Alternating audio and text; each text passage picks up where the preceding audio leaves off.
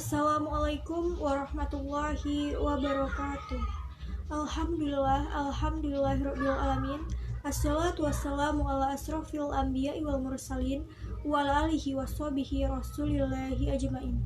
Amma ba'du. Puji syukur marilah kita ucapkan atas kehadirat Allah Subhanahu wa taala karena berkat nikmat dan hidayahnya, inayah dan karunia-Nya sehingga kita bisa diberikan kesempatan dan kesehatan hingga hari ini. Salawat serta salam semoga tetap dilimpahkan kepada junjungan alam, yakni Nabi besar kita Muhammad Sallallahu Alaihi Wasallam dengan lafaz Allahumma sholli ala Sayyidina Muhammad wa ala ali Sayyidina Muhammad. Baiklah yang kami hormati Ibu dosen Ibu Nurmaini Dalimunte Eskom MKes selaku dosen organisasi manajemen. Izinkan saya memperkenalkan anggota kelompok dari kelompok kami, yaitu Falhamilat Wikron, Mutiara Zahira, dan Amelianti Aman. Baiklah, kami akan mempresentasikan hasil dari proyek UAS Organisasi Manajemen. Nah, proyek UAS Organisasi Manajemen ini, kami mengambil kasus yang pertama. Kasus pertama, Rimar adalah seorang sarjana komputer, lulusan jurusan Sistem Informasi, Fakultas Sains dan Teknologi, Universitas Teknologi. Ia akan membuka usaha berbentuk CV yang akan bergerak di bidang usaha pengembangan software atau perangkat lunak. Di CV ini, Rimar adalah seorang pemimpinnya. Soal pertama, berdasarkan kasus tersebut, Anda diminta untuk membantu Rimar membuat perencanaannya atau sebuah planning. Jika Anda Rimar, apa saja perancangan yang perlu dibuat oleh Rimar? Perencanaan yang perlu dibuat oleh Rimar itu ada 10 perencanaan. Yang pertama, tentukan pendiri CV. Yang kedua, siapkan data pendiri. Yang ketiga, mengajukan nama CV ke Kemenkumham. Yang keempat, membuat akta pendiri CV. Yang kelima, penandatanganan akta CV. Yang keenam, pengurusan SKDP. Yang ketujuh, pengurusan MPWP. Yang kedelapan, pendaftaran CV ke PN. Yang kesembilan, pengurusan nomor izin berusaha. Yang terakhir yaitu pengumuman ikhtisar resmi. Yang pertama adalah menentukan pendiri CV. Dalam mendirikan CV harus ada minimal 2 orang. Contohnya, sekutu pasif hanya memiliki tanggung jawab yang terbatas sebagai investor, sedangkan sekutu aktif memiliki kewajiban yang tidak terbatas. Yang kedua, siapkan data pendiri. Contoh dokumen yang diperlukan yaitu IKTP dari orang yang terlibat di pendirian CV, nama CV, tujuan dan sasaran pendirian CV, domisili CV, nama sekutu yang berkuasa, pendaftaran tanggal akta pendirian ke pengadilan negeri, dan masih banyak lainnya. Ketiga, mengajukan nama CV ke Kemenkumham. Syarat dan ketentuan dalam pengajuan nama CV adalah nama CV harus menggunakan huruf Latin. Nama CV yang diajukan belum dipakai secara sah oleh CV lainnya. Nama CV tidak melawan kesusilaan dan ketertiban umum, tidak mengandung angka, karakter spesial, dan tidak memiliki nama yang mirip atau sama dengan lembaga internasional, pemerintah, atau negara. Yang keempat, membuat akta pendirian CV. Membuat akta pendirian CV yang dilakukan di hadapan notaris, bebas memilih notaris dari wilayah manapun, meski berbeda dari wilayah domisili CV, selama notaris tersebut telah bersumpah terdaftar di Kemenkumham dan memiliki SK pengangkatan. Yang kelima, penandatanganan akta pendirian CV. Pendiri CV harus melakukan tanda tangan akta pendirian CV di hadapan notaris. Jika pendiri CV berhalangan untuk hadir, maka solusinya dengan cara memberi kuasa kepada orang lain untuk melakukan tanda tangan akta pendirian CV. Yang keenam, mengurus SKDP. SKDP adalah singkatan dari Surat Keterangan Domisili Perusahaan. Surat ini adalah syarat yang penting dalam pendirian sebuah CV karena menyangkut pembuatan NPWP dan izin usaha.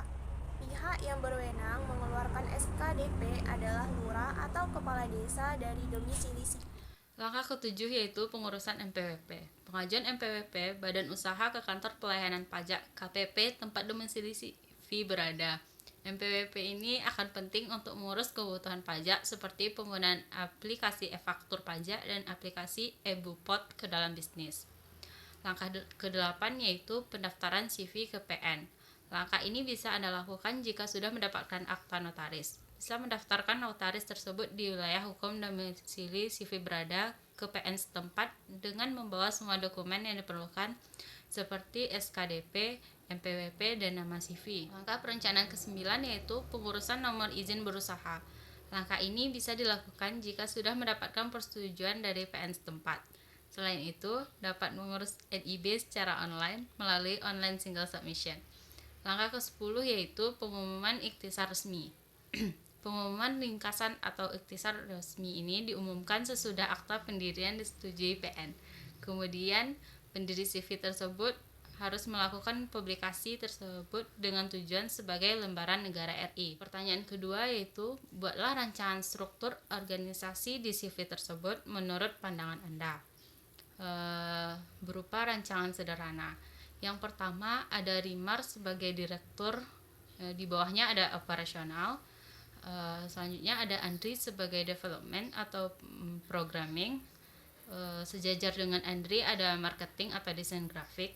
Di bawahnya lagi ada corporate identity. Sejajar dengan corporate identity ada data mining dan custom development. Pertanyaan ketiga yaitu, suatu ketika, 3 bulan setelah CV ini berjalan, Rimar mendapatkan sebuah proyek untuk membangun sistem informasi pendaftaran pasien di rumah sakit sehat lahir batin. Proyek ini harus diselesaikan dalam waktu 1 bulan. Rimar harus melakukan pengarahan atau directing kepada anggotanya. Di antaranya adalah senior programmer yang bernama Andri. Diketahui 3 minggu terakhir ini, Andri sering izin tidak masuk kerja dengan berbagai macam alasan.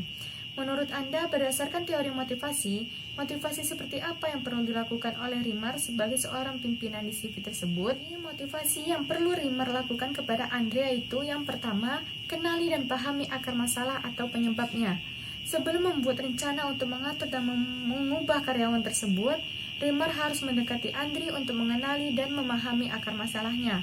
Untuk melakukan hal ini, Rimar sebelumnya harus mengumpulkan semua bukti dan fakta sebelum berbicara dengan karyawan. Untuk menegaskan alasan Rimar yang beranggapan bahwa Andri memiliki berbagai macam alasan agar ia tidak masuk kerja. Yang kedua yaitu perjelas ekspektasi dan diskusikan hal-hal yang dapat memotivasinya.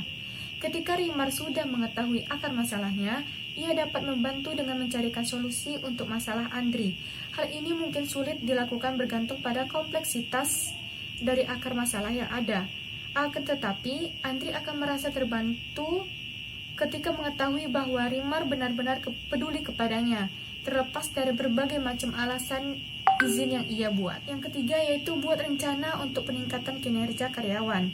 Rimar sebaiknya membuat rencana untuk meningkatkan kinerja karyawan atau PIP sesuai dengan informasi yang telah Rimar kumpulkan dari pertemuan atau diskusi dengan Andri yang selalu izin tidak masuk kerja tersebut. PIP yang juga disebut sebagai Performance Action Plan atau PAP merupakan sebuah rencana tindakan yang dilakukan dengan tujuan untuk meningkatkan kinerja Andri dengan harapan bahwa akan ada perubahan. Yang keempat yaitu ada hargai peningkatan yang ada. Penghargaan dapat sangat dihargai oleh karyawan yang telah berusaha membuat peningkatan. Jangan pernah meremehkan kekuatan pujian dan ucapan terima kasih yang sederhana untuk Andri. Memuji dan memberi penghargaan untuk karyawan akan membawa pengaruh baik tidak hanya untuk para karyawan, akan tetapi juga untuk semua bagian perusahaan karena hal ini menunjukkan sisi memperhatikan kerja keras mereka dan menjadi motivasi untuk mereka. Soal yang keempat adalah bagaimana menurut Anda contoh pengawasan atau controlling yang perlu dilakukan Rimar kepada Andri tersebut pada minggu pertama pengerjaan proyek. Pengawasan yang perlu dilakukan Rimar kepada Andri ialah ketika perencanaannya sudah ditetapkan kedua belah pihak antara Rimar dengan Andri, sebaiknya secara teratur memantau kemajuan, apakah sudah sesuai dengan tujuan atau objektif dari PIP. dan selalu berikan kesempatan bagi karyawan untuk bertanya dan mendapatkan bimbingan untuk menghadapi hambatan yang timbul selama PIP, baik mingguan, 2 mingguan, bahkan bulanan, untuk memastikan bahwa mereka berada di jalan atau di jalur yang benar dan untuk menghadapi masalah yang muncul dalam sehari-hari. Baiklah, sekian presentasi dari kelompok kami. Apabila ada kesalahan, mohon dimaafkan. Assalamualaikum warahmatullahi wabarakatuh.